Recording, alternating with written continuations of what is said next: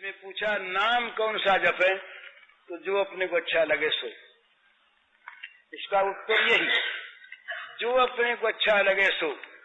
अपने यहाँ हिंदू शास्त्रों में, हिंदू ग्रंथों में नाम की बड़ी महिमा है और भगवान के सभी नामों का यशगान किया गया है विभिन्न ग्रंथों में। विष्णु, राम, शिव, हरे, न मालूम कितने भगवान के अनंत नाम हैं। 38 सहस्र नाम तो हमारे पास प्राप्त है, 38 सहस्र नाम हमारे संग्रह में हैं और वो सभी भगवान के नाम हैं। तो इसलिए भगवान के नाम सभी भगवत की भावना से ने यूं अपनी अपनी इष्ट में तुलसीदास जी महाराज ने बड़ा सुंदर सिद्ध किया है कि राम नाम ही सर्वोपरि है। ठीक, राम नाम सर्वोपरि। चैतन्य महाप्रभु कहते हैं श्री कृष्ण नाम सर्वोपरि है, तो जरूर सर्वोपरि। क्या अर्थ है? एक के अनेक नाम, जिसको जो प्रिय लगे उसके लिए वो सर्वोपरि।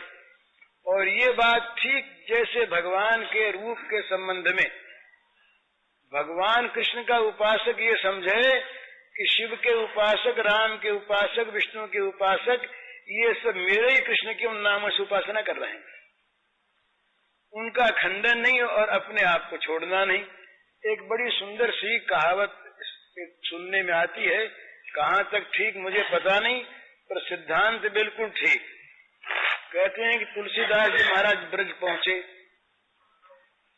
और ब्रज में वो सर्वत्र उनको सुनाई दी कृष्ण की ध्वनि। कृष्ण कृष्ण सबको कहे आग ढाक और कैर, तुलसी या ब्रज में कहा सी राम सो बैर। विनोद में कहा ऐसा, उनका आक्षेप नहीं था, क्योंकि आक्षेप करने वाले तुलसीदास गीतावली में, ये विनय पत्रिका में संसार को ललकार कर कहते हैं, खबरदार मेरे पास जो आए, तुम्हारे कपट रूप को मैंने जान लिया। मैं तो अब जाने वो संसार, बांध न सकई मोह हरि के बल, प्रकट कपट आगा। वहां कहते हैं कि जय हृदय नंद कुमार। और तुलसीदास जी महाराज ने एक कृष्ण गीतावली, श्री कृष्ण के बाल लीला के और निकुंज लीला के कुछ ऐसे बढ़िया पद लिखे महाराज तुलसीदास जी ने कि मानो दूसरे सूरदास बोल रहे हैं ऐसा मालूम होता है। तो उनके मन में कोई श्री कृष्ण और राम में विरोध रहा हो सो बात नहीं, और विरोध रह नहीं सकता। किसी तत्व के ज्ञाता के मन में विरोध रह नहीं सकता। पर ये बड़ी सुंदर भावना है अपने इष्ट की। तो जब वो भगवान श्री श्याम सुंदर के श्री विग्रह के सामने पहुंचे, वो त्रिभंग ललित मुरली मनोहर मयूर मुकुटी वो स्वरूप को देखा तो मुग्ध हो गए, प्रसन्न हो गए। बोले आज माने तो खूब, हो तो राघवेंद्र ही, हो तो मेरे नाथ ही। कहाँ कहूँ छवि आज की, भले बने हो नाथ।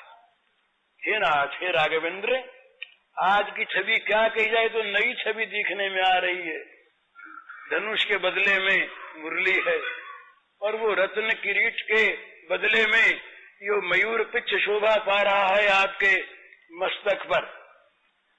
और ये सीधे साधे खड़े तने हुए राजकुमार, उसके बदले में त्रिभंग ललित 3 जगह टेढ़ लिए हुए और खड़े हुए हैं। बड़ा सुंदर, बड़ा सुंदर। पर तुलसी मस्तक तब नवे, धनुष बाण ले हाथ। पर महाराज हैं तो आप वही, दूसरे नहीं, बड़े सुंदर। परंतु अगर हमसे सिर झुकाना है ना तो धनुष बाण ले लो हाथ में।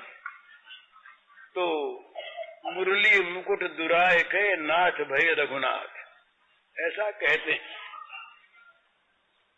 और चाहे ये कल्पना हो पर सिद्धांत सत्य है।